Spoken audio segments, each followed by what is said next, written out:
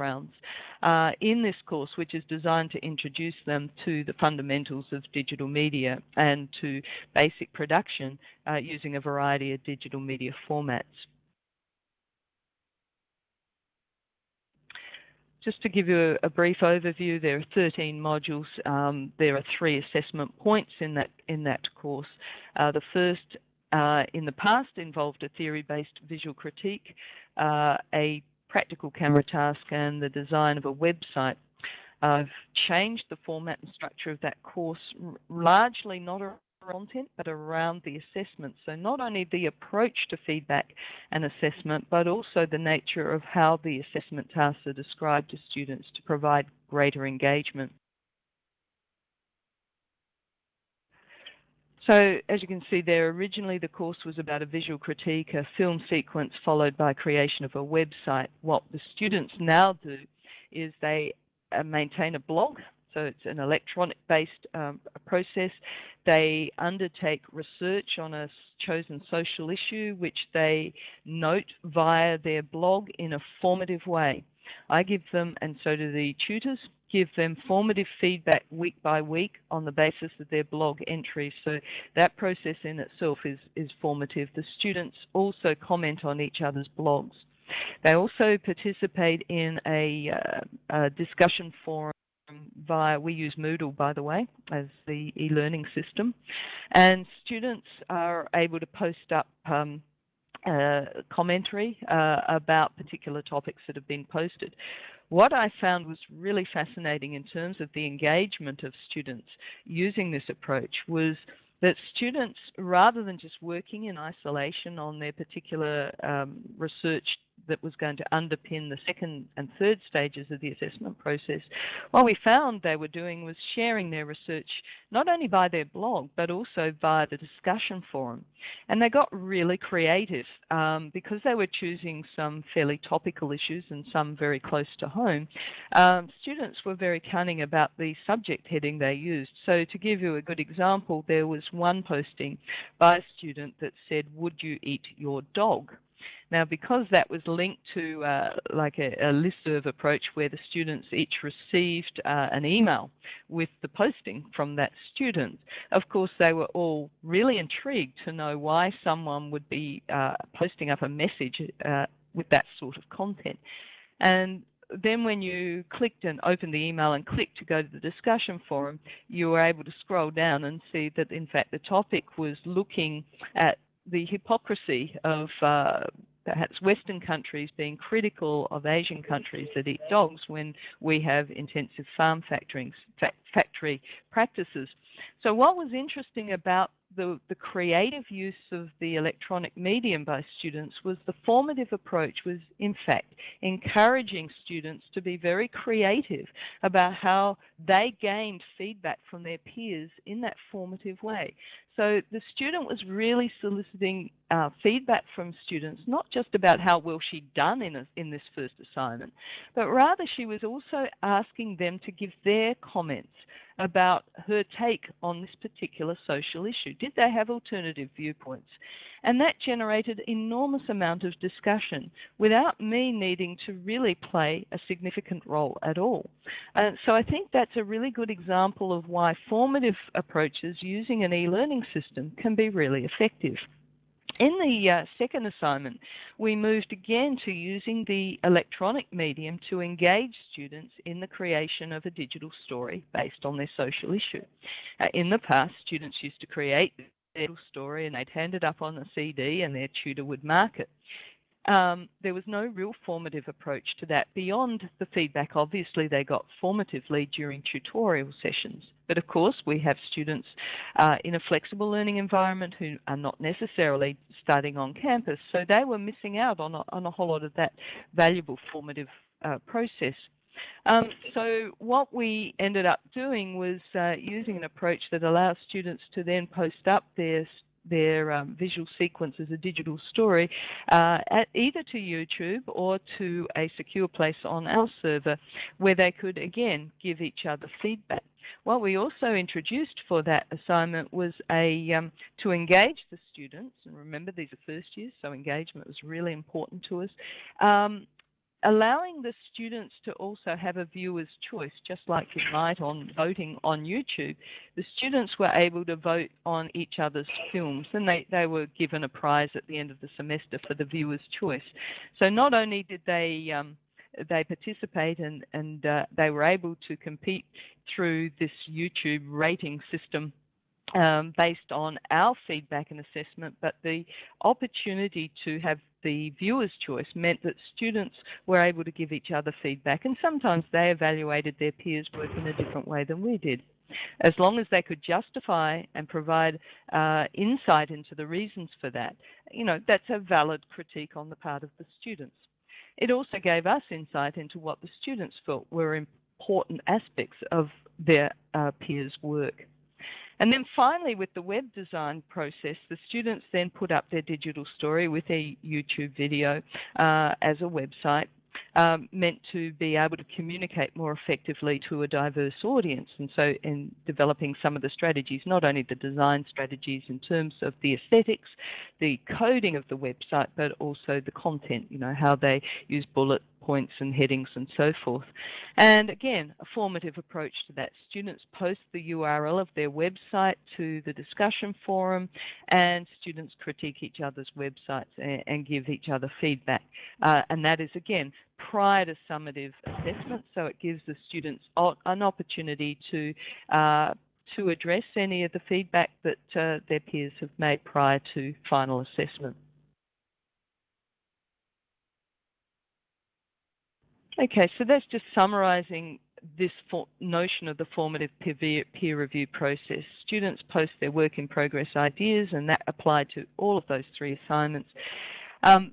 If they're requesting feedback from their students, we do insist that they contribute and collaborate with their other peers, and that therefore they need to review at least one other student's work. In practice, we find students generally review far more, particularly those that see the benefit for providing further insight into how well they've performed as well. As I mentioned, I've tried 2 different approaches. I've tried the approach where students participate in this peer review process alone without my involvement or the tutor's involvement. I've also tried it where we're involved. The latter, of course, is far more time-consuming, but in general, the student feedback has been far more positive when the teachers and the tutors are part of that process. What is important about that is also that students gain confidence in their capacity to challenge our feedback. And that's a really important part of their growth and their development of confidence in their own ability to critique their work and the work of their peers. It also, of course, provides me and the tutors with a greater insight into what the students feel about the quality of our feedback.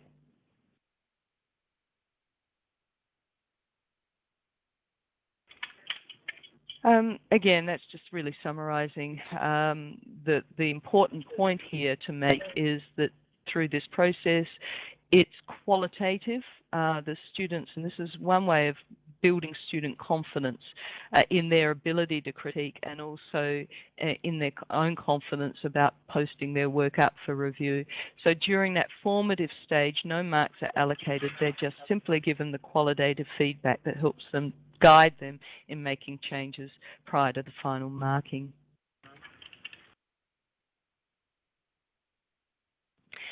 So reflecting on the value of the approach where both the teacher and the tutors participate, one of the other benefits that I've found in that process is that if it's a large course, which this one is, there are often several tutors that are involved. And because they monitor the discussion forum and they're part of that feedback, what we find when the final summative assessment stage is reached is that they are much more consistent. It's almost a sense, a system of grade moderation, if you like, that happens during the formative stage, and certainly improves on the alignment between their marking and my marking at the end of the course. So it is an effective means, certainly, that I've found in facilitating that grade moderation process. So that's just a visual diagram really to illustrate the value, I think, of the collaborative peer review process, which does involve the teacher, the peers, the student, and by teacher, of course, I mean tutors as well as the main course coordinator. All right, so in order to gauge how students were responding to this approach with peer review, I added some custom questions in the 2008 offering. This course had been modified between 2005 and 2008. And I was really interested to get a better sense of how students were experiencing the peer review process and what they felt were the benefits on any of the weaknesses or challenges they experienced. So from that feedback, 53 or 45% of the students strongly agreed, and 25, that was 22%, agreed that peer review helped them to reflect on their own work. Okay, so that's self-review, being able to improve on their own work prior to final submission. 47 or 40% of students strongly agreed, and another 30% agreed they were able to improve on the quality of the work as a result of that feedback process. Students rated the value of the peer review process in helping them to reflect on their own work and to improve on the quality of their assignments, however, much higher than their ability to critique the work of others. So that was still a concern to me. You can see the figures there. So the response in terms of their ability to critique the work of others was still far lower than I would have liked to have seen for a collaborative approach like this. And you can see visually the difference there. If you look at, I found the peer review process helped me to better reflect on my own work. That's the red maroon bar, means strongly agree. The dark purple means agree. So you can see that a large number of the students did find it helped them to reflect on their own work. Similarly, those bars are fairly high for improve on the quality of my assignments as a result of participating, but much lower than we would like for the point about critiquing the work of others. So that was a challenge that I still need to address, and that's where I wanted to look to the peer review instrument that was originally developed through ALTC funding to see if that could provide a better scaffold to build the students' confidence in their ability to critique the work of their peers. So just some of the qualitative comments that shed further light on that. They commented on their ability to review their peers' assignments and to reflect on their work, the value in comparing their work against other students to improve prior to marking. Communication process, which facilitated collaboration. Some students were critical of peer feedback and placed greater value on the teacher feedback, which is also another challenge that needed to be addressed. It was beneficial for those who were reviewed because it provided others with feedback and allowed them to receive helpful feedback from others, get a larger number of hints and opinions on their assignment. That's one student quote. Another student said, I found it really helpful and I thought it was a good idea. It got students interacting. So apart from just the whole notion of giving greater feedback to help them improve on their work or help their peers to improve on their work, this student also noted that the collaboration was much greater as a result of that formative approach. I get to review the work of others and compare them with my own as a gauge to improve my work, which is consistent with a lot of what the literature has reported about one of the benefits of this approach.